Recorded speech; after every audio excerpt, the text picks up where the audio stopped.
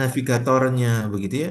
Mereka lah yang kemudian memiliki rencana dan mengumumkan kepada anggota keluarganya kemana tujuan dan berapa lama perjalanan yang ditempuh serta apa yang akan dilakukan sesampainya. Nah, keluarga ini adalah awal dari berdirinya peradaban Islam yang megah. Ya, pemimpin yang istimewa itu berawal dari keluarga yang istimewa. Pemimpin yang membahagiakan masyarakat itu berasal dari keluarga yang menyejukkan mata, yang menyejukkan pandangan mata bagi keluarganya. Dan pemimpin yang istimewa itu dia merupakan karya perpaduan harmonis antara suami dan istri. Dan inilah tugas utama dari sebuah keluarga. Nah, bagaimana kemudian ayah juga dia memiliki visi misi yang kemudian seperti yang disampaikan dalam Quran surat At-Tahrim, ya. Hai orang-orang yang beriman, lindungi diri dan keluargamu dari siksa api neraka yang bahan bakarnya itu adalah batu yang panas. Nah, ini eh, ayah itu harus punya kekuatan itu. Bagaimana dia menjaga dirinya dan juga keluarganya. Kemudian yang kedua, karakter. Ayah harus memiliki kekuatan karakter, tegas, tega, ya. Ayah itu sosok yang dia eh, mandiri gitu. Nah, kekuatan karakter ayah ini berbicara tentang ketegasan dan juga egoisme. Karakter bawaan di mana ayah memiliki sifat yang eh, dia berani, mandiri, bertanggung jawab. Dan kekuatan karakter ayah ini ditunjukkan melalui perilaku sehari-hari. Ya, Aduh, anak itu mereka wah tidak ini perlu aku nih. tak perlu banyak Maaf Ren, teori, maaf nih. tapi dia akan melihat Loh, bagaimana lah iya kemudian maaf sifat nih. ayah itu Kamu muncul matiin. dalam kesehariannya. Dam, Nah, di bisa dalam dong. kekuatan karakter itu didukung oleh kemudian bagaimana ayah itu bersikap tegas, ya.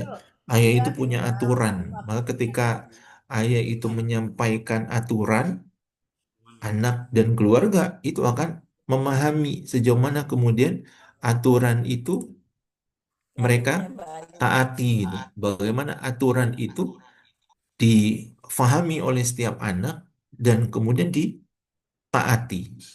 Nah, laki-laki dengan sosok ayah itu adalah orang yang juga memiliki ego yang tinggi.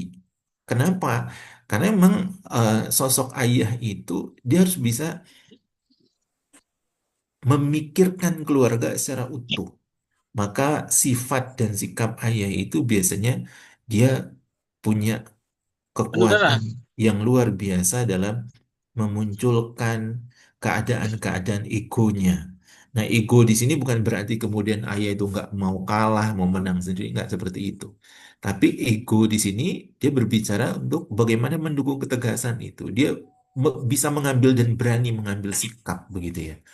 Nah, ego ayah ini muncul sebagai karakter seorang pemimpin yang dia harus tegas dan dia nggak bisa pelin-pelan. Maka ayah punya kekuatan dalam diam. Ayah itu memiliki perhatian dalam diam. Terkesan cuek, terkesan nggak peduli, tapi pada dasarnya dia sangat perhatian kepada keluarganya. Dan sikap ego ayah ini membentuk dirinya untuk nggak mudah mengumbar masalah kepada keluarga. Ayah itu lebih suka menyimpan sendiri masalahnya, ya. Mereka suka apa namanya eh, melindungi keluarganya dari hal-hal yang menyusahkan. Makanya bapak-bapak itu sering keluar rumah untuk sekedar duduk nongkrong, melamun. Kenapa itu dia lakukan? Karena dia sedang melindungi keluarganya dari masalah yang berat yang ayah berpikir cukup saya saja yang tahu, keluarga nggak usah tahu, istri nggak usah tahu gitu. Maka ayah itu kadang eh, dia lebih banyak diam, ya. Dia lebih banyak diam. Kenapa? Karena itu tadi. Ada hal-hal yang dia tidak ingin tunjukkan, terutama dalam hal yang menyusahkan. Nah, kekuatan diam ini akhirnya melahirkan sebuah energi yang di situ anak-anak bisa melihat ternyata ini adalah orang yang berwibawa, orang yang bisa di apa namanya eh, dihormati gitu ya. Nah Ayah ya, orang yang masuk. tegas dalam menyampaikan sesuatu. Nah, ini sosok ayah dengan dunia laki-lakinya. Maka para bunda jangan kemudian suka marah-marah, muring-muring ketika ayah itu satu saat sometimes dia butuh keluar gitu sendiri, atau mungkin dia ya pulang dari kantor nggak langsung pulang gitu ya, nongkrong dulu. Kenapa? Karena ada banyak hal yang dia pikirkan yang itu dia nggak mau ceritakan kepada istrinya. Nah, ini kekuatan ayah dalam diam ini menjadi bagian dari karakter laki-laki dan akan muncul pada sifat dan karakter anak laki-laki juga begitu ya. Beda sekali dengan perempuan. Karena perempuan ini dia harus mengeluarkan 20.000 kata per detik. Jadi otomatis ya cerewetnya, ngomelnya itu akan keluar. Dan itulah caranya wanita itu mengeksplorasi dirinya agar mereka nggak stres itu. Nah, beda sekali dengan karakter dan sifat ayah. Baik, My Dad is My Hero ini kekuatan ayah dalam bagaimana dia bisa belajar, ya, belajar dia mengambil satu hikmah dari peran penting yang diajarkan dalam Al-Quran tentang sosok ayah yang luar biasa. Ya, nah kita belajar dari Luqmanul Hakim bagaimana kemudian Luqman ini seorang ayah yang diabadikan dalam sebuah surat di Al-Quran. Perannya Luqman yang luar biasa bijak menjadi seorang ayah ini menjadi teladan untuk kita semua. Nah, apa yang dilakukan oleh uh, Luqmanul Hakim kepada anaknya? Yang pertama itu adalah menanamkan tauhid sejak dini. Dan ini menjadi pondasi karakter, ya. Nah, dalam Al-Quran, ayat ke-13 disampaikan, wahai anakku, bagaimana ketika Luqman memberikan pesan kepada anaknya, janganlah kamu mempersekutukan Allah, sungguhnya syirik itu adalah kezaliman yang besar. Ini menanamkan nilai-nilai tauhid, sifat yang eh, sejak dini anak itu sudah dikenalkan pada Allah, ya, bahwa anak ini harus takut kepada Allah. Anak ini harus kemudian benar-benar beriman kepada Allah. Maka pesan yang pertama kali itu yang disampaikan Luqman kepada anaknya adalah jangan kamu mempersekutukan Allah. Kenapa? Karena sungguh syirik itu adalah kezaliman yang besar. Ini menanamkan kekuatan karakter tauhid kepada anak dan ini menjadi pondasi dalam pertumbuhan karakter itu. Yang kedua, ajarkan syukur dan hormat pada orang tua, ya. Bersyukurlah kepada Allah dan kepada kedua orang tuamu. Yang dimana syukur, hormat, dan tanggung jawab itu dia menjadi sebuah adab, menjadi sebuah sikap yang luar biasa, yang ini akan muncul pada keadaan-keadaan di mana ketika anak itu bersikap kepada orang tuanya, ya. Jadi adab bagaimana anak kepada orang tua, bagaimana kemudian anak ini ketika dia kepada ustadz ustazahnya itu betul-betul ditanamkan, ya. Karena sekarang kita bisa melihat betapa banyak Waalaikumsalam. anak itu sekarang, ya kadang orang tua juga ya itu Mak hilang hilang sekejap. unggah-ungguhnya, ya. Anak dan orang tua sekarang itu sudah hampir apa namanya, eh, tidak memiliki lagi sikap adab yang baik.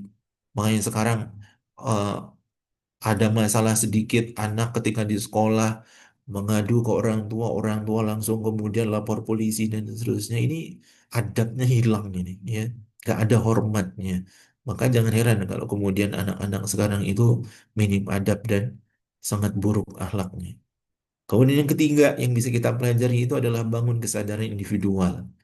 Nah, ini kita sampaikan. Sekecil apapun amalmu, Allah itu Maha tahu. Ini berbicara terkait dengan tentang integritas. Bahwa kebaikan itu tidak bergantung kepada siapa yang melihat, tapi kepada Allah yang selalu melihat. Nah, ini anak-anak kita sampaikan. Ya, bagaimana kemudian kita ini mendidik anak itu dengan cara menumbuhkan fitrahnya. Ya, kita menumbuhkan, bukan memaksakan. Nah, pendidikan sekarang ini cenderung orang tua itu lebih banyak memaksakan dan lebih banyak menuntut anaknya. Akhirnya anak-anak itu mudah stres itu. Kenapa? Karena banyak tuntutan yang ketika anak ini dituntut, di satu sisi dia nggak pernah bisa melihat apa yang dituntut orang tuanya itu muncul dalam perilaku orang tuanya. Orang tua nggak pernah ada teladan yang apa namanya disampaikan, dicontohkan kepada anaknya. Orang tua cenderung nuntut, nuntut kayak misalnya maaf, ketika eh, anak-anak disuruh menghafal Quran begitu ya, dimasukkan ke sekolah tahfiz ini. Nah, anak ditarget untuk menghafal sekian juz gitu. Orang tua cenderung eh, menyemangati anak, tapi di sisi yang lain, anak itu nggak pernah melihat orang tua itu menghidupkan Quran dalam dirinya. Ya, jarang baca Quran, sholat kadang ya eh, tidak tepat waktu. Nah, ini kan anak belajar ya dari sifat dan karakter orang tua itu. Kenapa? Karena orang tua itu sebetulnya motivator yang utama bagi seorang anak. Jadi kalau kemudian anak itu tidak melihat keseharian orang tuanya dalam memberikan contoh, ya sudah dia tidak akan mau melakukan. Kalaupun melakukan, dia akan terpaksa. Dan kalau sudah terpaksa seperti ini, akhirnya anak hanya akan just to know saja. Jadi dia hanya akan eh, melakukan ya sesuai dengan apa yang diperintahkan. Nah, selebihnya apakah akan ada efeknya? Nggak ada. Maka disinilah kemudian pentingnya kita sebagai orang tua bangun kesadaran individual anak itu. Ya, jadi mereka harus tahu kenapa mereka harus belajar, kenapa mereka harus menghafal Quran, kenapa mereka harus ke sekolah itu. Itu harus dibangun kesadarannya. Ya, kenapa? Karena itu tadi. Ketika anak tumbuh kesadarannya, maka dia akan menjadi manusia yang maksimal dalam hal apapun, termasuk amal yang kecil pun ya nggak anggap remeh. Kenapa? Karena dia tahu seperti apa amal itu akan memberikan manfaat kepada dirinya. Yang berikutnya itu adalah yang bisa kita pelajari dan kita ambil hikmahnya dari pendidikan Luqmanul Hakim itu adalah teguhkan spirit ibadah dan amar ma'ruf. Nah, ini penting sekali ya. Ketika Luqman berkata kepada anaknya, "Wahai anakku, dirikanlah salat, serulah pada kebaikan dan cegahlah dari kemungkaran." Ini spirit bahwa bagaimana kemudian anak-anak kita itu mereka dimotivasi untuk menegakkan ibadah ya. Bagaimana kemudian anak-anak itu memahami bahwa kebaikan itu harus dilakukan dan kebaikan itu harus disebarkan. Dan anak-anak kita dimotivasi untuk berlomba-lomba melakukan kebaikan, bukan melakukan kemungkaran. Dan anak-anak itu harus berani mencegah kemungkaran. Mereka harus berani mengatakan tidak pada keburukan. Sehingga anak-anak itu punya benteng yang kuat dalam proses pertumbuhan mereka. Dan kalau anak-anak kita berikan persiapan pendidikan yang baik terkait dengan ini, maka mereka nggak akan mudah jadi korban bullying dan melakukan bullying. Ya, nah ini. Maka tugas kita sebagai orang tua, terutama ayah, itu tidak hanya menyuruh, tapi memahamkan. Tidak membiarkan anak kita jadi pribadi yang individualis, nggak peduli sosial. Nah ini sekarang banyak ya anak-anak kita sekarang ini hidupnya menjadi orang-orang yang individualis. Mereka jadi orang-orang yang gak mau tahu. Kenapa? Salah satunya adalah akibat dari efek anak-anak kita berlebihan dalam menggunakan gadget. Ya, gadget ini menjauhkan yang dekat, ya, tapi mendekatkan yang jauh. Sibuk berkumpul bareng tapi nggak ada komunikasi. Ketawa ketiwi sendiri, tidak dengan orang di sebelahnya, tapi dengan orang yang jauh. Nah ini akhirnya membuat anak-anak kita jadi antisosial. Ya.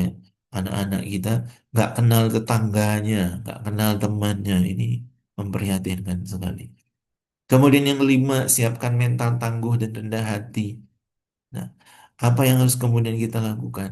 Kita belajar bagaimana kemudian Lukman mengingatkan kepada anaknya, anaknya disuruh bersabar terhadap apa yang menimpamu. Ya, bersabarlah terhadap apa yang menimpamu dan jangan berjalan dengan sombong di muka bumi. Ini mengajarkan tentang ketegaran, bukan hanya kebahagiaan. Mengajarkan kerendahan hatian, bukan hanya kepercayaan diri. Anak-anak kita itu harus disiapkan mentalnya. Ya, mereka harus tangguh menjadi anak yang mandiri.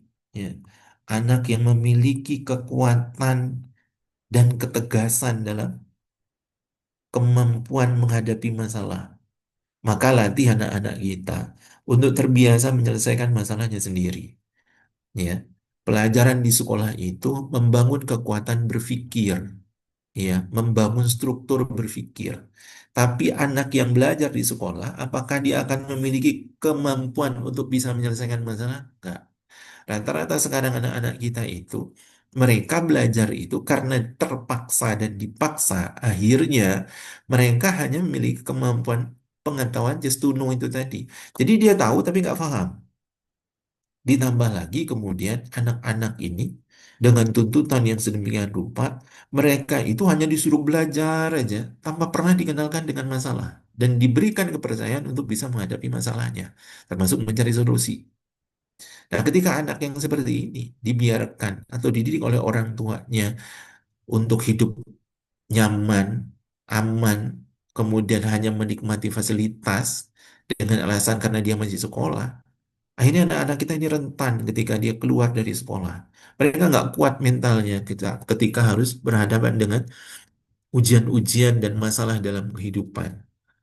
Ini yang akhirnya membuat anak-anak kita ketika dia punya masalah, karena dia tidak pernah paham dengan apa yang dia pelajari dan tidak ada tantangan dari orang tuanya, terutama ayah gitu ya, sebagai sosok hero-nya, akhirnya membuat mereka rentan terhadap masalah kehidupan. Tadi malam heboh di apa namanya Jalan Soekarno-Hatta itu, di jembatan Soekarno-Hatta itu ada eh, pemuda mau bunuh diri itu. Nah, rame tadi malam itu mau bunuh diri di jembatan Suhat itu, padahal sudah dipagar. Kenapa itu sekarang menjadi tren bunuh diri itu? Karena anak-anak kita nggak memiliki kekuatan karakter dan mental yang tangguh terhadap problem. Ya, anak-anak kita sekarang itu disebut sebagai generasi strawberry, generasi home service, bagus di luar tapi lembek di dalam. Mereka nggak kuat ketika harus berhadapan dengan masalah. Ada masalah sedikit, dia nggak tahu bagaimana menyelesaikannya. Berpikirnya hanya satu, mati aja, bunuh diri. Mereka nggak terbiasa untuk menerima tantangan. Kenapa? Karena selama dia hidup itu, dia nggak pernah diberikan kesempatan dan ditunjukkan bagaimana caranya menghadapi masalah. Anak-anak kita sekarang itu, anak-anak yang cenderung dimanja. Mereka dicari fasilitas kehidupan yang luar biasa. Cari sekolah-sekolah yang mahal, yang lux gitu, yang semua lengkap dengan alasan biar anak kita nyaman, bisa belajar di sana. Nggak kayak zaman dulu gitu. Anak itu berangkat sekolah saja butuh perjuangan. Anak sekarang, coba lihat, kemudahan-kemudahan itu akhirnya melalaikan dan melenakan anak kita. Sehingga akhirnya mereka nggak punya mental yang tangguh. Ya. Anak kalau sudah punya masalah, dia nggak menyelesaikan sendiri. Ngadu ke orang tuanya, suruh orang tuanya menyelesaikan. Akhirnya orang tuanya yang geger. Anak, bodoh amat begitu. Nah ini kan akhirnya mental mereka menjadi rusak. Padahal anak-anak kita itu harus menjadi anak yang tangguh, harus dididik untuk kuat terhadap apapun. Maka pesannya Lukman kepada anaknya, bersabarlah terhadap apa yang menimpamu. Ya. Nah, ketika sudah seperti itu, bukan berarti hanya sabar saja tanpa ada ikhtiar. Enggak, anak-anak harus diajarkan untuk bagaimana dia bisa survive menghadapi masalah. Bagaimana dia punya kekuatan untuk bisa menghadapi masalahnya. Enggak kemudian hanya diam saja. Nah, ketika dia berhasil melewati satu masalah, maka ingat, jangan berjalan dengan sombong di muka bumi ini.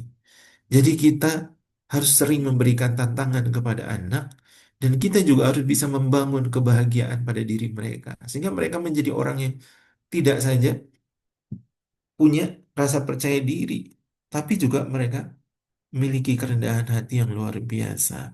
Ya, mereka tegar dalam keadaan apapun, bersama orang tua atau dia sendirian.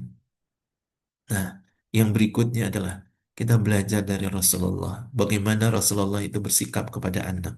Ya, Rasulullah ini adalah ayahnya seluruh umat. Ayah yang sangat sempurna, yang luar biasa. Yang ini tidak saja bisa mendidik anaknya, tapi juga generasi-generasi para sahabatnya. Nah, yang pertama yang harus kita ambil teladan dari Rasulullah itu bagaimana sikap Rasulullah itu selalu menempatkan anak pada posisi yang istimewa di hati beliau.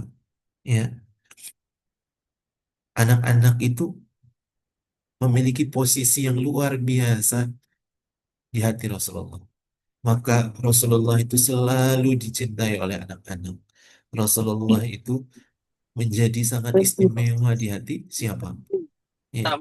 Nah, Rasulullah Sama raya. menempatkan Utama anak SMP itu 3 terus saya beli di kue mas hatinya tuh. secara istimewa. Saya beli twister Nah, ini kemarin. harus kita contoh ya.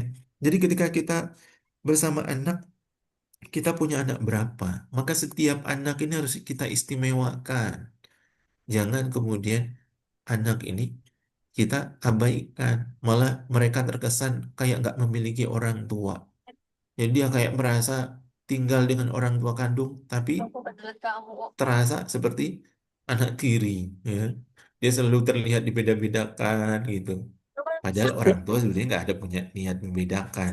Orang tua memperlakukan anaknya itu rasanya sama, tapi anak yang menerima itu beda. Ya, coba Astagfirullah. deh kita introspeksi diri atau flashback ke belakang. Ayah bunda pernah nggak merasa ketika hidup bersama orang tua dengan saudara-saudara itu terus melihat, iya ya Bapak-bapak ya apa-apa cuma mau mesti nonton aku, apa-apa mesti daun aku. gabung. Ambil adik kakak mesti diistimewakan, mesti digini. Akhirnya kita merasa kayak aku ini paling koyo anak tiri gitu. Nah ini ketika sampai ada pikiran seperti itu, maka anak kita itu ternyata mereka merasa diabaikan, ya. Maka ayah bunda tempatkan anak-anak kita menjadi istimewa Tumis di hati bawang kita, putih tumis ya. banyak deh. Jangan punya berapa anak, maka setiap anak itu harus diperlakukan dengan Oh iya baik ya. dan Taruh istimewa. Jadi ada juga. saatnya jangan itu eh, keluar bersama anak yang pertama, ada saatnya nanti bersama anak yang kedua, gitu ya. Sampai seterusnya begitu. Jadi anak-anak itu dia merasa akan benar-benar istimewa. Oh, ternyata aku ini spesial ya di hati ayah, di hati bunda, Apa? begitu. Eh, Ini ada yang bocor ya. Baik, yang kedua adalah masak saiki. bagaimana kita eh, Gak apa-apa. bisa mendidik anak-anak kita dengan sungguh-sungguh. Nah, ini orang tua, Susu kayak kayak babi ayah ini bunda banyak itu banyak babi diharapkan babi kayak beli itu lah babi. punya semangat Anak tempe belajar, goreng terus ya. anak cumi terus anak mie goreng. Campur-campur lah babi. Bentar ini ada Oh, yang bocor. terus request ada memang. Iki mau sore bikin mie deal lah kan. Ayo pun aku mie goreng Ngapunten aja. Ibu Dan, Neni, mudah ningsih suaranya bocor. oh ya apa Kedengaran. Ustaz?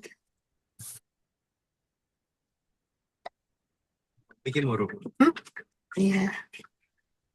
Oke, sudah di mute. Bentar. Baik, orang tua harus punya pengetahuan sehingga mereka ketika sudah punya pengetahuan mau belajar, mendidik anak itu punya arah, nggak sembarangan, ya. Nah ini orang tua ini motivasi belajarnya itu memang benar-benar harus dijaga. Kenapa? Karena kita berhadapan dengan anak yang tumbuh dan berkembang. Karena anak ini tumbuh, mereka berkembang, maka akan ada banyak pola yang merubah diri mereka. Dan seseorang itu akan berubah berdasarkan pengetahuan yang dia miliki. Jadi kalau kemudian anak ini dia belajar, kemudian dia punya lingkungan, dia berkembang, dan tidak kita iringi dengan kemampuan yang sama, maka kita akan ketinggalan dari anak kita. Anak kita sudah punya kemampuan yang luar biasa, cara berpikirnya sudah luar biasa, tapi kita stuck di situ. Akhirnya ketika berbicara dengan anak kita nggak nyambung, ya. Nah, mengajarkan dengan mendidik itu beda.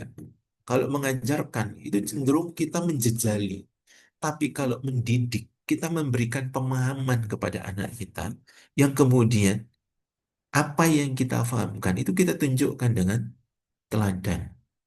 Nah, mendidik ini jauh lebih sulit daripada mengajarkan. Kenapa? Karena mendidik itu memerlukan kekuatan bagaimana memberikan kasih sayang, perhatian, ya. Bagaimana kita menunjukkan keteladanan dalam bentuk amal, nggak hanya sekedar ngomong tok. Karena kalau sekedar ngomong tok itu anak akan merasakan ini orang tua mek ngomong tok aja, tapi nggak ada contohnya. Nah ini akhirnya akan membuat anak itu memiliki mental block, ya. Makanya ayah bunda, kesadaran kita untuk terus belajar ini penting. Kenapa? Karena perintahnya Rasulullah itu adalah thalabul ilmi faridatun ala kulli muslim. Menuntut ilmu itu wajib atas setiap orang, setiap muslim. Kenapa perintahnya itu adalah wajib? Kenapa Rasulullah itu mendapatkan wahyu pertama itu adalah Iqra? Karena belajar ini akan memberikan kita kekuatan, memberikan kita senjata untuk menghadapi ujian yang Allah berikan. Karena kita hidup di dunia ini nggak ada yang lepas dari ujiannya Allah. Semua orang akan mendapatkan ujian dari Allah. Beda ketika kita ujian saat sekolah. Kalau ujian saat sekolah itu kan setiap semester itu ada pemberitahuan. Ada kisi-kisi yang perlu kita pelajari.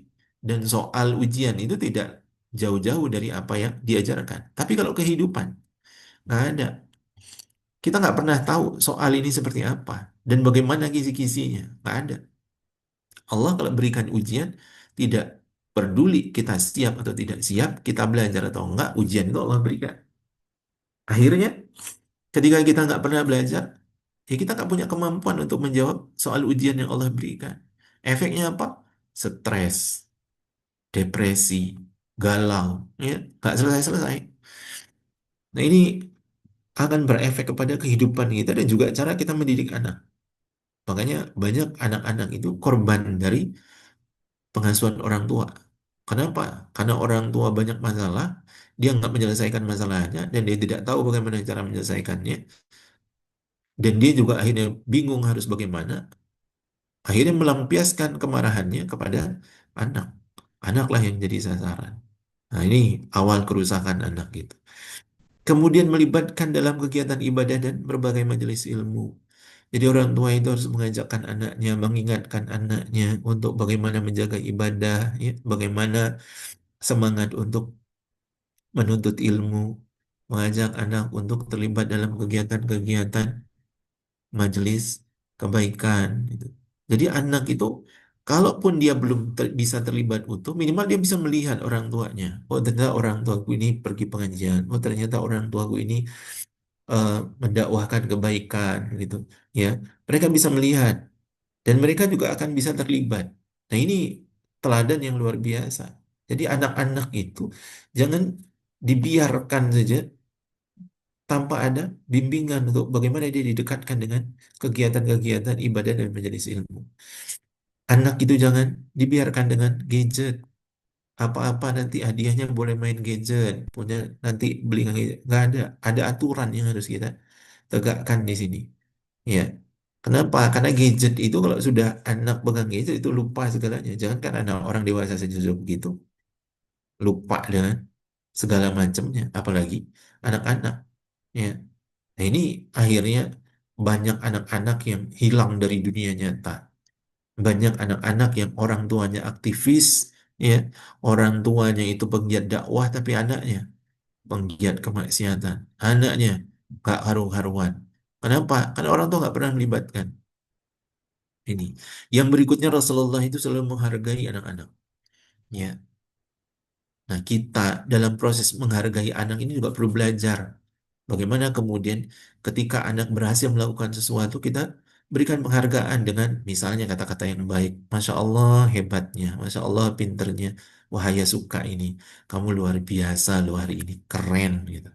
Jadi ini cara menghargai. Atau minimal membiasakan dengan mengucapkan terima kasih ketika dibantu oleh anak.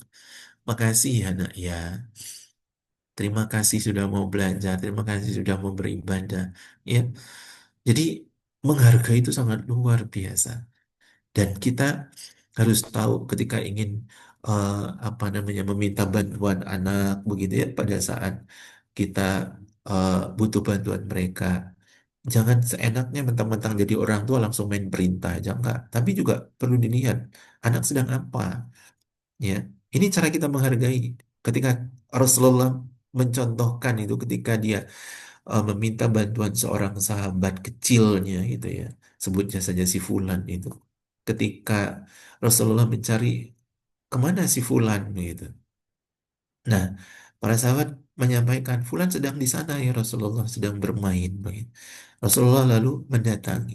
Nah, di saat Rasulullah mendatangi dan tahu si Fulan ini sedang bermain, Rasulullah nggak langsung, sini, kamu ini langsung diperintah itu enggak. Tapi Rasulullah bertanya, Hai Fulan, apa yang sedang kamu lakukan? Nah, si Fulan menjawab sahabat kecil ini, aku sedang bermain ya Rasulullah. Oh begitu, baiklah. Nanti kalau kamu sudah selesai bermain, memenuhi hajatmu, temui aku, kata Rasulullah. Dan sahabat kecil ini ya, enteng aja dia menjawab, ya Rasulullah gitu. Tapi ketika dia sadar, kenapa kok Rasulullah mencari saya, maka dia segera menghentikan bermainnya dan bertanya, ya Rasulullah, ada perlu apa dengan saya sehingga engkau mencariku gitu. Nanti saja kalau kamu sudah selesai bermain. Nah, si sahabat kecil ini langsung mengatakan, aku sudah selesai ya Rasulullah dengan hajatku. Apa yang aku bisa lakukan untukmu? Nah, cara Rasulullah yang apa yang namanya yang Rasulullah lakukan kepada sahabat kecil ini luar biasa ya. Rasulullah tidak semena-mena mentang-mentang dia Rasul kemudian ada anak kecil dia main suruh-suruh aja enggak. Tapi cara yang dilakukan Rasulullah sangat luar biasa dan ini adalah cara Rasulullah menghargai anak. Ya. Yang berikutnya adalah berinteraksi secara intens dengan cara memeluk, mencium, membelai, menggendong, memboncengkan. Ya. Anak-anak kita itu dia punya tiga kebutuhan dasar dalam proses tumbuh kembangnya. Ya, salah satu dari kebutuhan dasar itu adalah anak memerlukan kasih sayang. Nah, kasih sayang ini menjadi kebutuhan dasar. Bagaimana cara kita ya ini? Memeluk, mencium. Jadi, anak-anak kita itu ketika kita berada dekat dia atau ketika dia sedang berada dalam keadaan-keadaan tidak menyenangkan atau dalam keadaan emosi, peluk dia, ya. Cium mereka, belai mereka. Termasuk ketika kita menghargai bahwa mereka sudah berhasil dan mau membantu kita dengan memeluk dan memberikan tepukan ringan kecil gitu sambil mengatakan makasih ya hebat sudah mau bantu. Nah ini cara ya. Nah kalau jenengan masih punya anak-anak yang usia dini maka sering-seringlah ajak mereka bermain bersama ya terutama para ayah nih. Kenapa? Karena ketika anak punya waktu bermain bersama ayah, ayah sedang mengajarkan banyak hal tentang kekuatan, tentang rasa percaya diri, ya, tentang membangun mental yang survive. Nah ini ayah itu punya kekuatan yang luar biasa. Jadi bermain dan bersenda gurau dengan anak itu menjadi satu hal yang harus dilakukan. Karena itu dicontohkan oleh Rasulullah. Jangan sampai kemudian ayah berangkat pagi, pulang anak sudah tidur, berangkat anak belum bangun, pulang anak sudah tidur, hilang, masa bermain, sibuk aja cari uang begitu nggak selesai-selesai. Ya, kayaknya eh, pekerjaan adalah segalanya. Kayak anak kadang juga ngelihat dan mikirnya orang tua kerja nggak pulang-pulang tapi juga nggak kaya-kaya gitu. Hutang juga masih di mana-mana gitu. Ini kerja apa dikerjain gitu. Jadi anak itu akhirnya kehilangan momen-momen bersama orang tuanya, terutama bersama ayah. Nah, orang tua suka pikir gini, mumpung anak saya masih kecil, biar saya tak gas gitu. Terbalik, mumpung anak masih kecil itu, dia harus punya banyak waktu bersama kita. Ya, kenapa? Karena membangun kebahagiaan pada mereka agar dia bisa tumbuh berkembang dengan baik. Anak-anak itu mumpung masih kecil dan mereka masih mau sama orang tua. Ya, anak-anak kita ini coba lihat, sebentar-sebentar nyari ayah mana, bentar-bentar tanya mama mana, umi mana, Habib mana, bolak-balik padahal ya sak rumah. Ya, padahal orang tua nggak kemana-mana. Kenapa kok dia bolak-balik begitu? Ya karena mereka membutuhkan kedekatan secara fisik. Di mana ketika mereka mendengar suara jawaban ibunya, jawaban ayahnya, mereka bisa merasakan kedekatan secara fisik, itu dia merasa aman dan nyaman. Dan proses tumbuh kembang mereka untuk merasa dihargai dan disayangi itu akan mereka dapatkan. Ya, senang-senangnya anak ngikut orang tua itu, syukuri itu. Ya, kenapa? Karena akan ada saatnya nanti anak kita itu hilang, anak kita itu nggak akan lagi ngikut kita. Ada saatnya nanti rumah itu sepi. Ada saatnya nanti jenengan itu menjadi orang tua yang merindukan anak menanya, anak memanggil. Anak kalau sudah besar sedikit, nggak usah nunggu kuliah. Usia 10 tahun itu, orang tua pergi, dia sudah nggak mau ikut. Ditanya kamu di mana, dia sudah nggak jawab. Ya, anak zaman sekarang itu.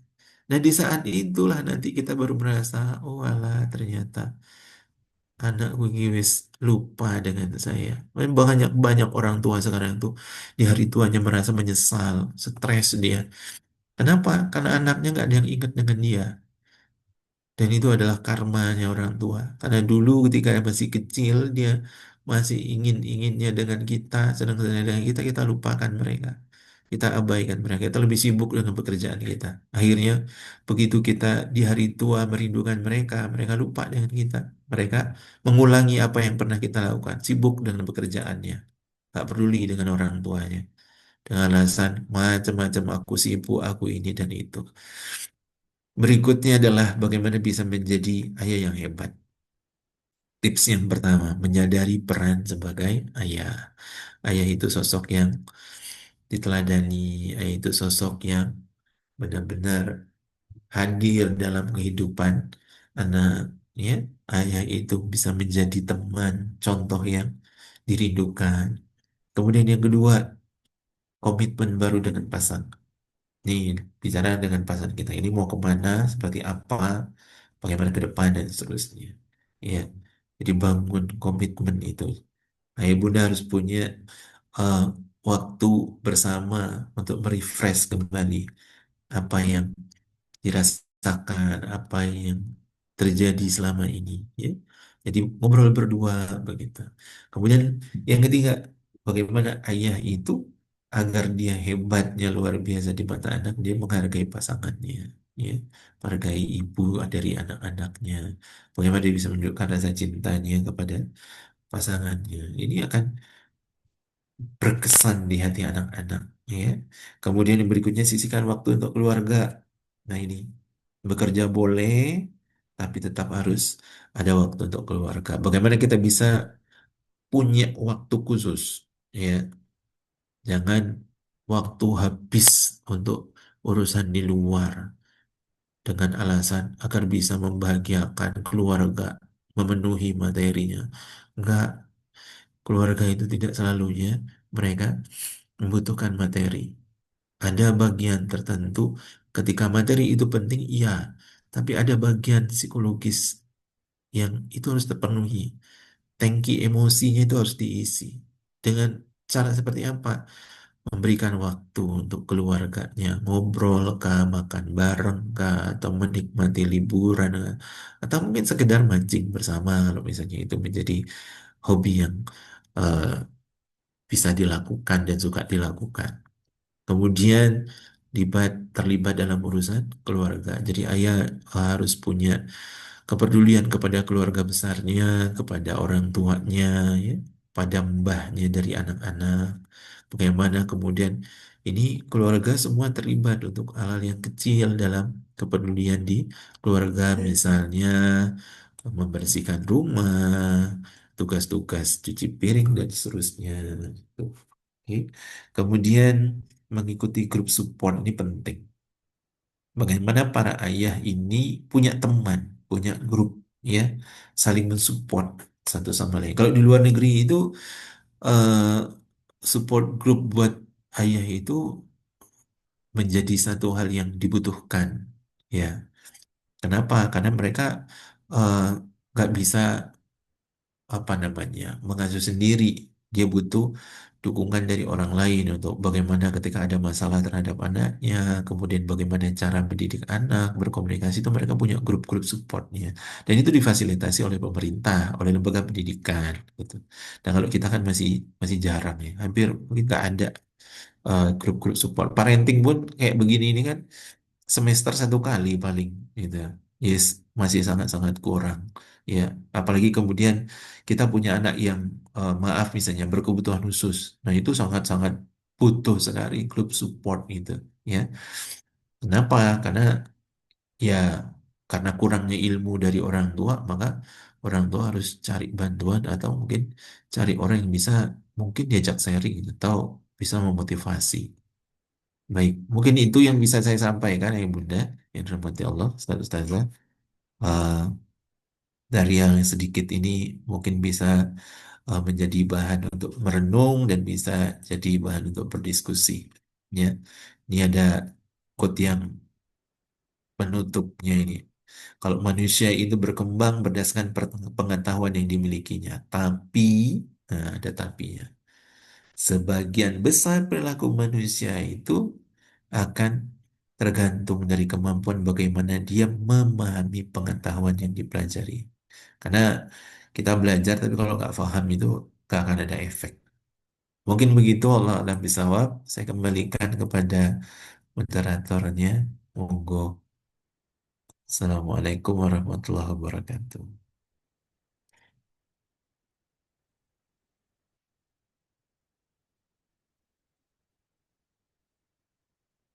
Mungkin belum dibuka itu moodnya.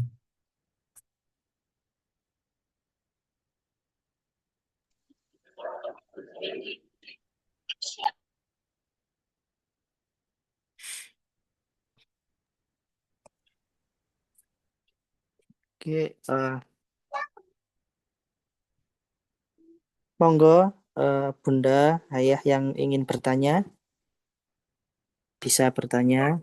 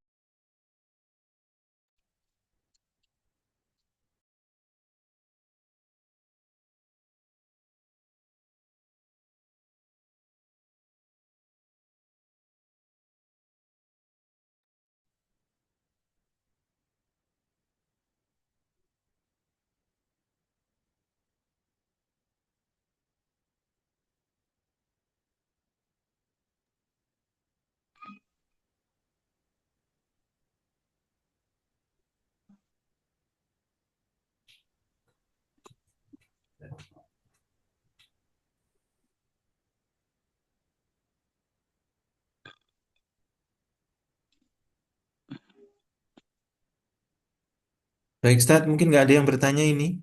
Kalau nggak ada yang bertanya, saya tutup saja. Eh, Assalamualaikum warahmatullahi wabarakatuh. Oh, ini ada Ustaz. Assalamualaikum warahmatullahi. Ya. Oke. Afwan Ustaz mau tanya, eh, kira-kira dalam seminggu itu berapa waktu yang ideal seorang ayah itu menemani anak-anaknya? Jazakallah khair atas jawabannya. Baik. Idealnya itu satu hari itu ada minimal 10 sampai 15 menit waktu untuk ngobrol dengan anak. Begitu ya. Jadi sisihkan waktu 10 sampai 15 menit. Apalagi kalau misalnya anak masih usia dini ya. Jadi komunikasi itu sangat penting.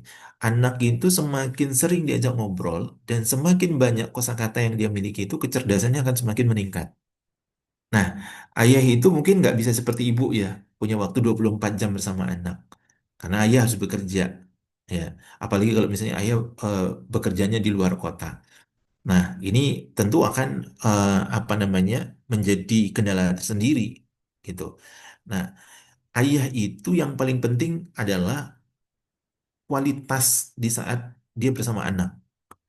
Jadi kalau misalnya ayah ada di rumah, artinya ayah tidak terkendala jarak dengan anak, maka bangun komunikasi itu minimal 10 sampai 15 menit setiap hari. Ya, misalnya menyapa atau diajak ngobrol di saat bermain atau mungkin di saat anak makan atau mungkin sebelum tidur gitu. Dan akan bagus sekali ketika ayah punya waktu itu membacakan buku cerita sebelum anak tidur. Ya, 10 atau 15 menit itu. Jadi baca buku cerita itu 2 3 lembar saja.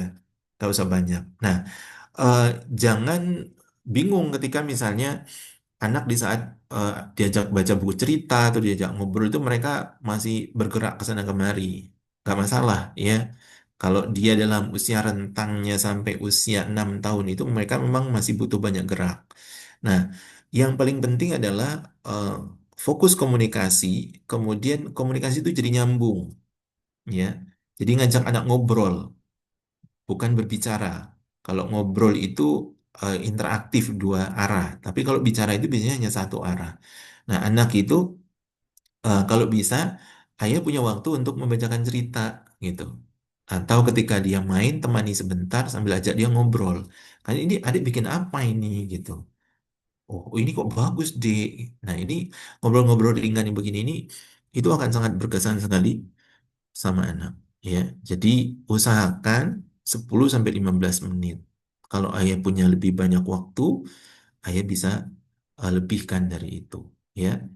Nah, termasuk nih yang penelitian saya hampir 10 tahun lebih, ya. Ketika ayah punya waktu bisa mengantar anak ke sekolah, itu sangat luar biasa, ya. Jadi anak itu akan sangat bangga, akan sangat luar biasa survive percaya dirinya ketika ayah bisa ngantar sekolah. Minimal seminggu 2 kali aja lakukan itu. Itu jenengan akan lihat bedanya nanti. Anak itu lebih cepat mandiri dan dia akan eh, apa lebih tangguh menghadapi berbagai macam masalah gitu. Itu ya mungkin ayah. Jadi eh, kualitas waktu bersama anak. Kalau misalnya repot sekali, ya usahakan seminggu itu jangan cuma 1 kali ya. Saat repot-repotnya nanti minimal ayah bisa by phone begitu. Jadi usahakan untuk bisa lewat telepon walaupun sebentar. Anak-anak masalahnya eh, dia selalu mencari sosok ayah kalau dia masih usia di bawah 6 tahun begitu. Kalau misalnya dia sudah mendengar suara ayah, dia akan punya kekuatan yang oh apa kamu berpikir yang ternyata ayahku masih ada nih, ayahku masih peduli gitu. Ya, itu efek yang muncul ketika ayah ada membangun komunikasi bersama anak. Kalau alam bisa mungkin itu. Ini yang berikutnya saya bacakan aja ya, Ustaz. Ini ada pertanyaan lagi Heeh. di. Untuk anak Oke, laki-laki monggo yang monggo beranjak Ustaz. dewasa, cara komunikasi yang paling bisa masuk bagaimana, Nggi? Secara anaknya di pondok, tapi kami tetap ingin dia merasa dekat dengan kami. Kalau anak yang eh, usia di atas 11 tahun sampai dengan 17 tahun itu dia ada di fase private. Fase private ini di mana anak itu mereka lebih banyak diam dan lebih banyak menarik diri dari lingkungan, terutama keluarga. Jadi kalau ketemu ditanya orang tua ngobrol itu paling jawabnya iya, sudah, tidak, enggak, belum, enggak tahu, terserah. Ini jawaban umumnya gitu. Kenapa? Dia memang uh, proses untuk belajar memahami keadaan dirinya karena proses perubahan uh, dari anak-anak kebalik, ya. Nah, maka cara kita untuk membangun komunikasi itu minimal kita ngajak dia ngobrol sekali lagi, ya, ngobrol. Bertanya tentang hal-hal yang ringan, jangan terkait dengan hal-hal yang berat. Nah, pelajaran tadi belajar apa di sekolah, di pondok ngapu, eh, gimana hafalan dan segala macam itu hal yang berat. Anak-anak itu dia sudah lelah dengan pelajaran dan segala macam. Maka kalau ketemu di momen-momen yang singkat itu tanya, gimana Kak, punya masalah apa di pondok atau dengan teman-teman aman, atau Kakak apa nih yang kira-kira bisa eh, diobrolin terkait dengan hal yang disukai gitu. Jadi eh, ajak dia untuk ngobrol ringan terkait hal-hal yang dia sukai, ya. Jadi kalau dia sudah mulai nyaman ngobrol, baru mungkin nanti akan kepada hal-hal yang lebih spesifik, misalnya masalah gitu. Tapi kalau dia tidak menyampaikan masalah, jangan dipaksa. Sampaikan aja, Kak, nanti kalau misalnya ada masalah, jangan takut untuk cerita ya ke Abi, ke Umi gitu. Atau kalau misalnya anak sama sekali nggak ngobrol, maka kita lah yang ngobrol. Jadi ada iMessage namanya. Kita menyampaikan pesan melalui cerita kita. Jadi kita yang aktif bercerita kepada anak-anak yang mereka masih usia-usia di fase private itu. Jadi kita sering cerita ke mereka. Nanti dia akan mendengarkan, nanti dia akan anggapi gitu dari cerita-cerita itu, ya. Jadi kalau dengan anak yang di pondok jarang bertemu, maka memanfaatkan momen ketemu itu dengan menunjukkan sikap yang menghargai, ya, dengan memeluk atau mungkin itu tadi ngajak ngobrol-ngobrol yang ringan. Insya Allah eh, momen-momen yang seperti itu jadi momen-momen yang berkualitas. Selebihnya peluk mereka dalam doa, ya. Ayah Bunda sampaikan kepada anak-anak yang mondok bahwa Umi Abi selalu mendoakanmu. Umi Abi hanya bisa menjaga dengan bantuan Allah. Selebihnya Abi Umi percaya kepada kakak, kepada adik kalau bisa menyelesaikan segala sesuatu di pondok. Jadi mungkin hal yang seperti itu. Oke. Kalau alam bisa. Berikutnya ini bagaimana cara agar anak mendapat sosok ayah dan dari seorang ibu nggak bisa. Jadi ibu itu ya tetap ibu. Ayah itu ya harus ada sosok laki-laki realnya. Nah, kalau misalnya ini eh, ayah sudah meninggal begitu ya. Nah, kalau ayahnya meninggal, maka ibu bisa menghidupkan sosok ayah melalui cerita, storytelling. Bagaimana dulu ayahnya, menunjukkan gambar-gambar ayahnya, apa harapan-harapan ayah begitu. Itu hidupkan Bu lewat cerita. Ini ketika ayahnya sudah meninggal. Bagaimana kalau ayahnya divorce dengan ibu, cerai? Ya, gimana caranya ibu menghubungkan ayah ini dengan anaknya? Ya, kalau misalnya ayahnya sama sekali nggak ketahuan di mana rimbanya begitu ya, kemudian juga nggak mau dihubungi, nggak mau tahu dengan anaknya, ya hidupkan lewat storytelling itu. Nanti cari pengganti sosok ayah melalui sosok om, kakek, gitu ya, atau mungkin ustadz di sekolah begitu. Jadi sosok ayah itu harus hadir dan harus hidup gitu, nggak bisa ibu yang menjadi ayah, nggak bisa. Fitrahnya berbeda, ya. Jadi ibu bisa titipkan anak ini ke keluarga yang utuh, misalnya pas ada kesempatan momen liburan dia tinggal di rumah pamannya atau mungkin eh, di rumah orang-orang yang soleh, ustadz ustazahnya, titipkan di situ. Misalnya nanti dia berinteraksi dengan keluarga yang utuh, di situ dia akan belajar dari sosok laki-laki yang ada di sana. Jadi ibu nggak bisa mengganti sosok ayah dengan sosok ibu, nggak bisa, beda, ya, fitrahnya berbeda. Itu. Oke. Ini yang berikutnya itu kalau pas ditelepon seperti nggak butuh ya. Iya, ya itu tadi saya bilang fase anak yang di privacy apa ya. Jadi dia merasa sibuk dengan dirinya gitu. Ya kita harus maklum. Ya, jadi ketika eh, berhasil ketemu secara langsung itulah yang bisa kita manfaatkan. Kalau di telepon itu ya anak ya begitu, itu di mana-mana hampir sama. Kadang kita ngechat itu pun jawaban itu lama, kalau jawab pun singkat, cuma iya gitu toh. Kadang cuma diri doang gitu, nyebelin kan. Tapi ya kita harus maklumi. Jadi emang ada di fasenya dia seperti itu. Nanti usia 17 tahun ke atas itu dia berubah, Bu. Pak, ya. Jadi nanti dia akan kembali normal. Kalau dia terbiasa cerita, ngobrol, banyak cerita ke keluarganya, nanti di atas usia 17 tahun itu, kan fase perkembangannya dia adalah fase di mana dia eh, bermitra dengan orang tua, gitu ya. Jadi ada fase di mana eh, anak ini ketemu dengan sosok dirinya yang baru, gitu ya, sebagai manusia dewasa dengan berbagai macam pengalaman yang sudah dia rasakan sebelumnya. Nanti dia akan muncul lagi jadi anak yang enak diajak ngobrol gitu, mau cerita, kalau diajak cerita itu nyambung gitu, nanti di atas usia 17 tahun insya Allah. Makanya di fase-fase private ini, sekalipun anak kalau ditanya jawabnya cuma iya, sudah, tidak, itu tetap diajak ngobrol, ya, tetap diajak ngobrol, ya itu tadi gunakan iMessage itu, jadi kita yang bercerita ke dia begitu. Kalau alam berikutnya ini ada pertanyaan lagi. eh Saat anak saya itu kalau ditinggal abahnya kerja selalu tantrum dan nangis. Jadi meluapkan kesalahan dengan merusak barang yang ada di depannya. Itu kenapa ya? Nah, tantrum yang begini ini biasanya karena ada hal yang nggak tuntas. Jadi abahnya kalau mau pergi bekerja itu harus satu, jujur, nggak boleh diselimur gitu loh. Jadi nggak boleh bohongi, ya. Jadi karena dia tantrum kemudian abahnya langsung diam-diam pergi. Jangan. Jadi anak itu harus ditegaskan eh, oleh abahnya. Ini abah mau bekerja, jadi adik di rumah sama Umi gitu.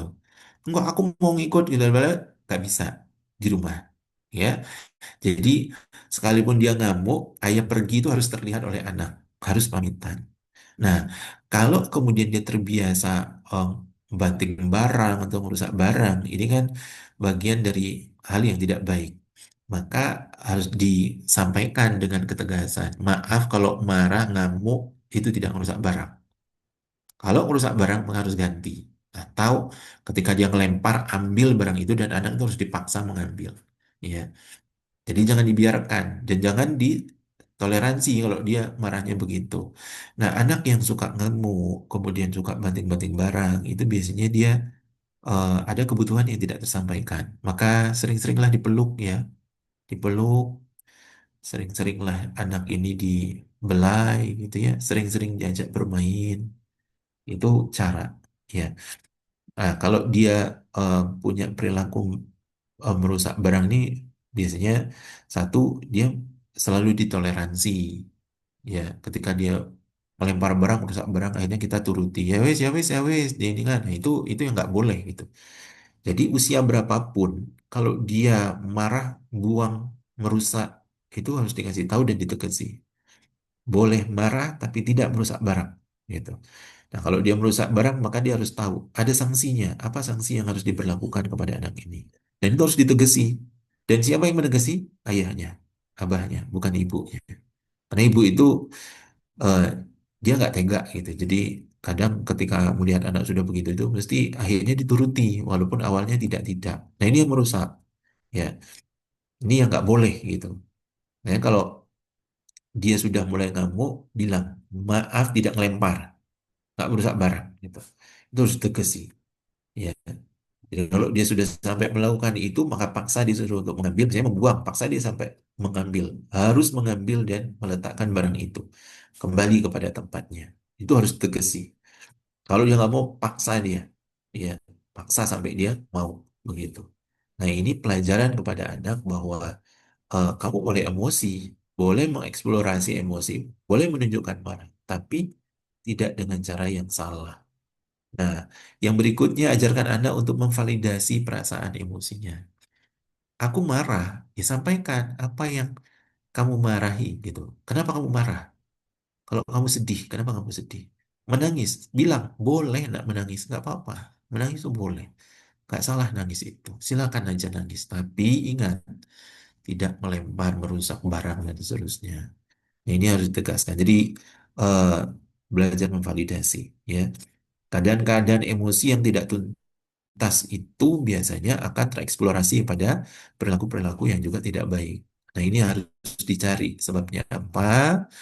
Nah, anak harus diajarkan untuk memvalidasi emosinya. Begitu.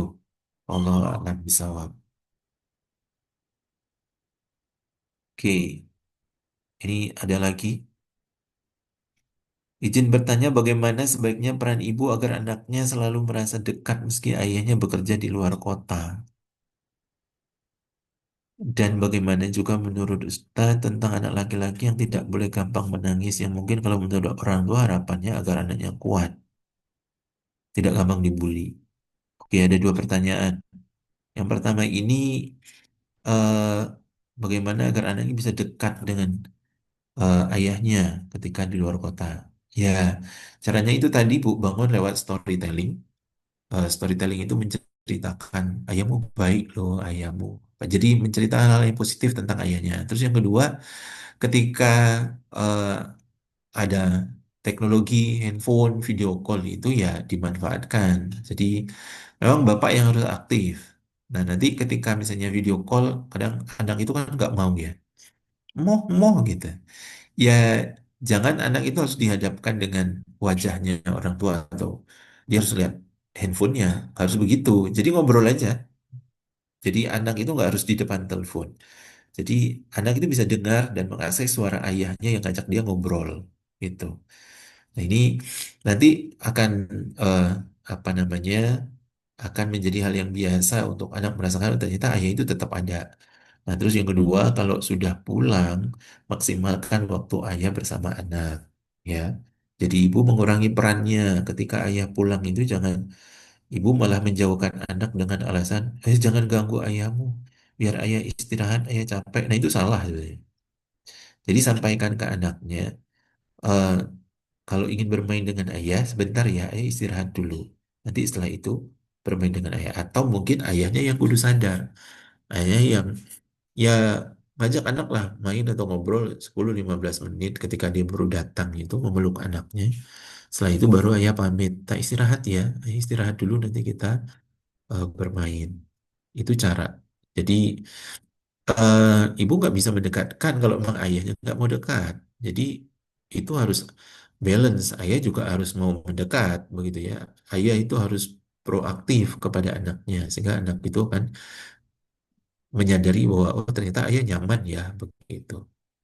Terus bagaimana dengan persepsi bahwa anak laki-laki itu nggak boleh nangis? Salah. Anak laki-laki itu butuh menangis. Itu tadi belajar memvalidasi emosinya. Jadi kalau dia sedang sedih atau marah dan dia kan menangis itu boleh. Di sekolah saya itu ada kasus, Bu. Jadi ada anak yang sama orang tuanya nggak boleh nangis. Dia laki-laki. Orang tuanya selalu melarang anak itu untuk nangis dengan alasan kamu jangan cengeng. Nah, kamu kalau nangis itu malah jadi kayak banci dan segala macam. Akhirnya anak ini nggak bisa apa ya? Anak ini nggak peka itu. Jadi anak itu akhirnya dia akan memilih untuk menyakiti dirinya sendiri. Berapa kali kejadian itu dia menyakiti dirinya sendiri. Kenapa? Karena ternyata dia selalu menahan emosi untuk menangis. Nah ini bahaya gitu. Akhirnya kami bilang, nggak apa-apa mas, boleh menangis itu. Kita menangis itu bukan berarti kita lemah. Jadi akhirnya kami mengajarkan dia untuk memvalidasi emosinya. Nah begitu dia bisa memvalidasi emosinya, alhamdulillah perkembangannya bagus. Begitu loh. Akhirnya dia tahu harus bagaimana dia bersikap gitu. Termasuk ketika dia menghadapi bullying, dia tahu bagaimana menyikapinya gitu. Tapi kalau dia nggak boleh nangis dengan alasan nanti jadi cengeng, ini justru akan merusak tatanan perkembangan psikisnya dia gitu. Jadi dia kalau punya masalah dia nggak mau mengakui kalau dia punya masalah. Jadi dia mengalihkan masalah, bukan menyelesaikan masalah. Jadi semua anak, termasuk kita orang dewasa, harus bisa memvalidasi emosi dan harus ada apa namanya fasilitas memvalidasi itu. Kalau butuh nangis nggak apa-apa, nangis aja dulu. Nanti kalau sudah selesai nangis kita bicara ya apa masalahnya. Itu, nih. Jadi nggak ada yang anak nangis itu kemudian dia akan statusnya cengeng banci terus dia nggak kuat, oh enggak. Ya, tinggal caranya bagaimana kita bisa eh, apa ya mendidik mentalnya dia itu tadi. Anak itu agar mental dia kuat itu salah satu cara mendidik yang paling bagus itu adalah memberikan dia pengalaman dan tantangan terhadap masalah. Bagaimana cara dia menyelesaikan masalah? Kamu selesaikan sendiri. Jadi kalau kamu nggak tahu caranya, tanya gitu. Atau kita yang mengevaluasi. Gimana? Masalahnya selesai? Gitu. Itu cara. Ya. Jadi anak itu jangan jangan dihindarkan dari masalah, tapi ajarkan dia untuk menghadapi, berani menghadapi masalah. Ya. Karena di sekolah itu tidak diajarkan anak bagaimana mereka menghadapi masalah di kehidupannya. Sekolah itu cenderung mengajarkan dia menyelesaikan soal-soal ujian secara teoritis, tidak secara real. Begitu kalau alam filsafat. Ada pertanyaan lagi, bagaimana membentuk karakter anak laki-laki yang bertanggung jawab, kuat dan tangguh? Baiknya seperti apa? Maka kalau generasi dibentak juga malah tidak baik perkembangannya. Oke, cara yang paling bagus itu adalah kasih tantangan anak laki itu, ya. Mulai usia 7 tahun dia sudah harus punya tanggung jawab dan tanggung jawab itu harus diselesaikan. Dan kita harus menegakkan aturan. Ketika dia nggak bisa menyelesaikan tanggung jawab, maka resikonya apa? Sanksinya apa? Itu harus ada, ya. Nah, yang berikutnya anak laki-laki itu harus dikasih tantangan. Tantangannya apa? Begitu.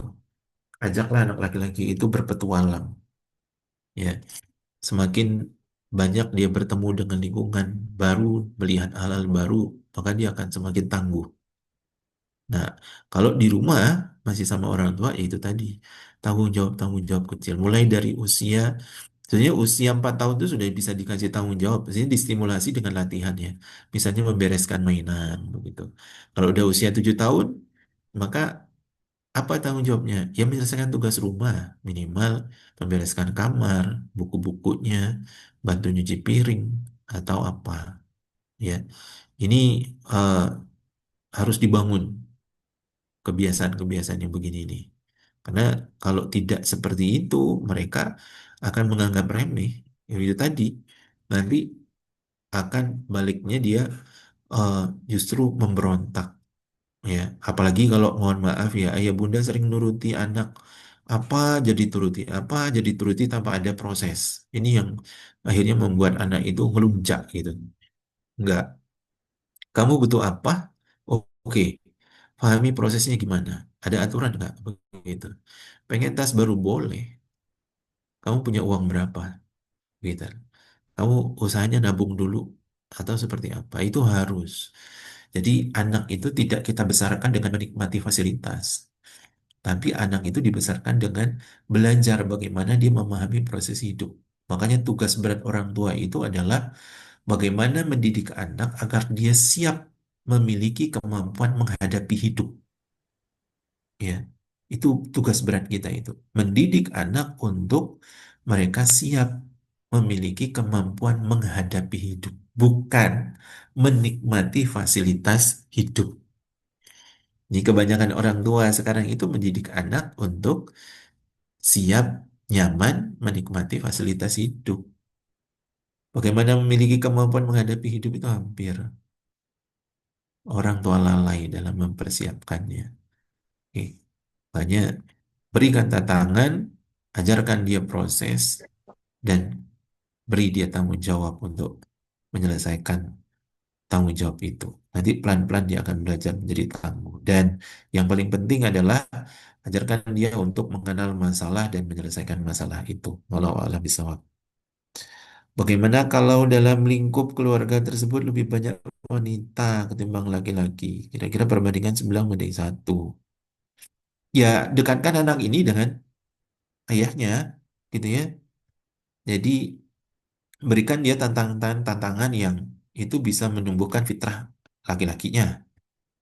9 perempuan, lakinya 1. Nah, dia harus diberikan tantangan untuk bagaimana bisa punya jiwa kepemimpinan menjaga 9 wanita ini. Contoh yang paling mudah adalah ketika ada tamu. Suruh anak laki-laki keluar duluan, jangan suruh yang perempuan.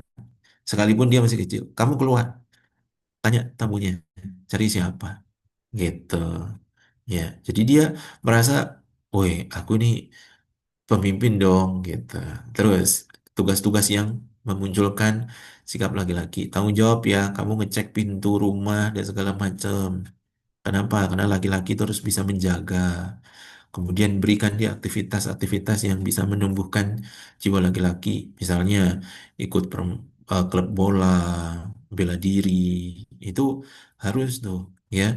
Dan dia harus diajarkan semandiri mungkin, gitu. Ya, semandiri mungkin.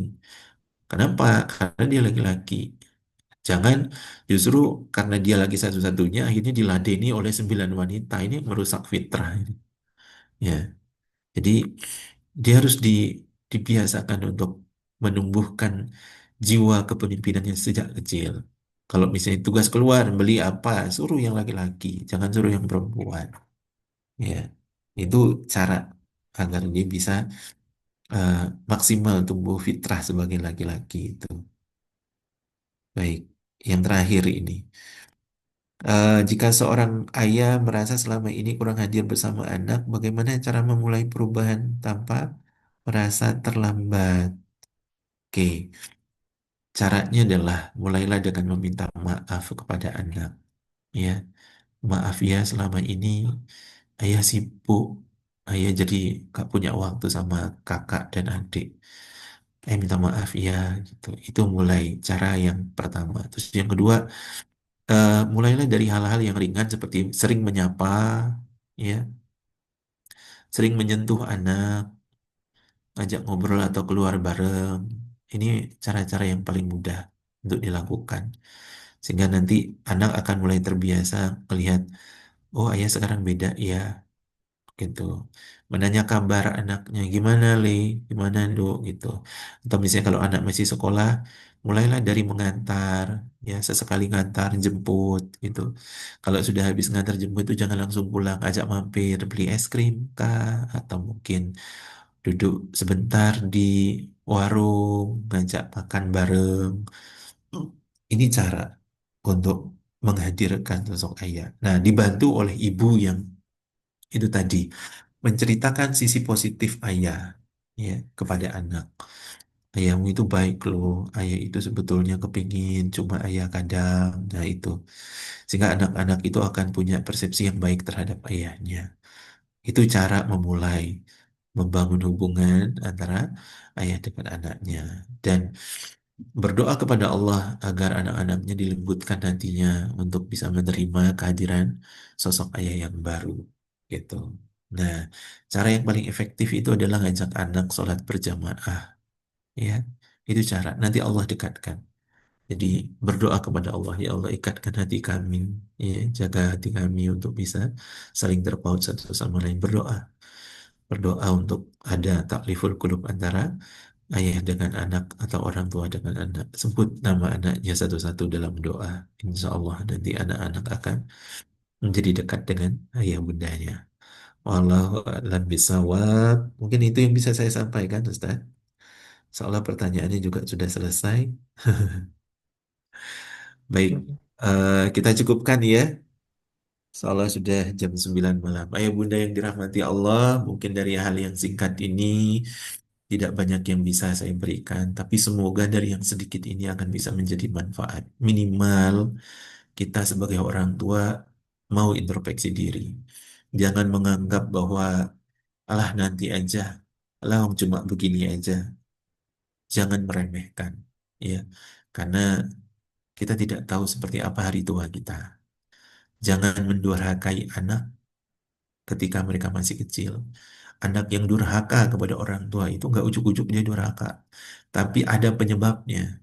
Salah satu sebabnya adalah orang tua yang mendurhakai anaknya ketika anak itu masih kecil. Bagaimana cara orang tua mendurhakai anak? Orang tua mengabaikan hak-haknya anak. Orang tua tidak memenuhi kebutuhannya anak terkait dengan kasih sayang. Orang tua yang cenderung bersikap kasar kepada anaknya. Ya, itu yang akan menyebabkan anak kita akhirnya punya dendam kepada kita dan mereka akan durhaka kepada kita. Banyak sekarang kasus-kasus yang ditunjukkan di media sosial bagaimana kemudian anak-anak itu memperlakukan orang tuanya di hari tuanya. Dan alasan anak-anaknya itu adalah balas dendam. Dulu kami diperlakukan sangat tidak baik. Dulu kami tidak pernah diperdulikan bla bla bla bla dengan alasan ini dan itu. Akhirnya anak itu membalas dengan memperlakukan orang tuanya seperti bagaimana orang tua dulu memperlakukan mereka. Ya orang tua banyak alasan. Saya dulu bekerja melakukan ini dan itu untuk menghidupi kalian. Tapi anak mana tahu, mana mau tahu. Mereka butuh butuh kehidupan dengan materi. Tapi itu bukan segala-galanya. Kebahagiaan hidup masa dewasa itu ditentukan dari masa kecil, pengalaman masa kecil. Dia pernah bahagia nggak? Orang tuanya pernah menunjukkan kebahagiaan nggak? Dengan kedekatan emosi, ya, dipenuhinya kebutuhan psikis. Itu yang dibutuhkan anak. Makanya anak-anak yang bahagia di masa kecilnya, maka dia akan lebih sukses kehidupan di masa depan. Walaupun tidak secara materi, tapi dia bisa berbakti kepada orang tuanya. Dia sangat menyayangi orang tuanya. Nah, ini pelajaran penting kita hari ini, ya. Maka sering-sering bermuhasabah. Sesekali datanglah ke panti jompo, ya, ke Gria Lansia itu. Di sana banyak hikmah terkait dengan bagaimana belajar menjadi orang tua sebelum nanti datang penyesalan. Allah alam bisawab, ayah bunda, mungkin ini yang bisa saya sampaikan. Semoga yang sedikit ini bisa bermanfaat dan mendapatkan keberkahan dari Allah. Ketika ada kesalahan, saya minta ampun kepada Allah dan semoga tidak menjadi pelajaran yang untuk diteladani. Kita sama-sama beristighfar kepada Allah. Semoga Allah mengampuni dosa-dosa kita dan menjadikan anak keturunan kita anak-anak yang qurrata a'yun, anak-anak yang menyejukkan mata, menenteramkan jiwa, anak-anak yang salih dan salihah yang nanti akan menuntun kita, menarik kita masuk ke dalam surganya Allah Subhanahu wa taala. Mungkin ini yang bisa saya sampaikan. Billahi taufiq wal hidayah. Assalamualaikum warahmatullahi wabarakatuh. Waalaikumsalam warahmatullahi wabarakatuh. Jazakumullah Ustaz Ifir. Semoga materi yang disampaikan malam hari ini bermanfaat buat kita semuanya. Nggih, Ustaz, monggo untuk acara selanjutnya yaitu pembagian door prize. Ustazah Sulis mungkin bisa menjelaskan.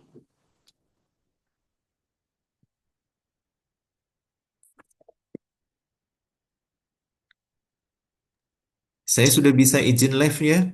Nggih, monggo Ustaz. Baik, saya Nggih. izin pamit ayah bunda sekalian. Sekali lagi mohon maaf. Jazakallah khair. Saya Jazakallah izin khair. pamit. Oke, assalamualaikum.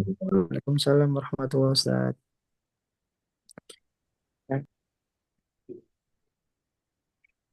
Untuk Ustazah Kiki. tugas nanti di via Jabri aja Ustadz. Oh, nggih. Siap. Berarti untuk sesi selanjutnya yaitu foto bersama. Silakan ayah bunda bisa mengaktifkan videonya sebentar untuk sesi foto.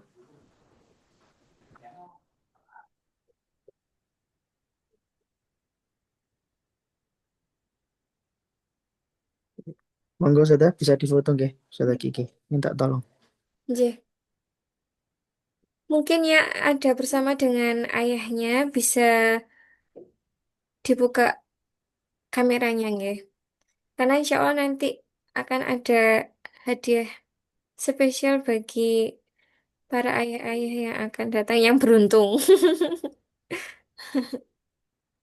Ya, Saya monggo ya. ayah-ayah bisa foto dengan putra-putrinya. Tuh. Hitung 1, 2, 3 senyum. Jangan dulu. Muhammad. Tadi ya lah.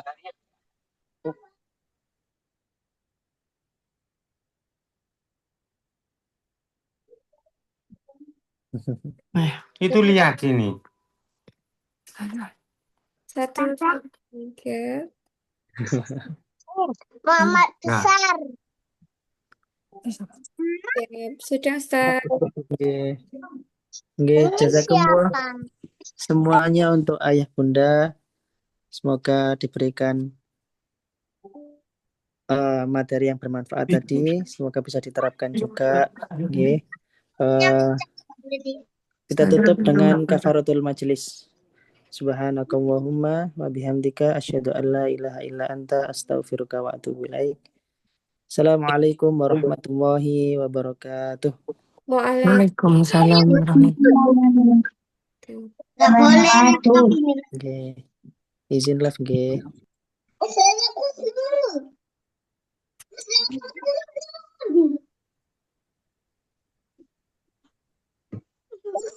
Ada. Oh. No. I love you.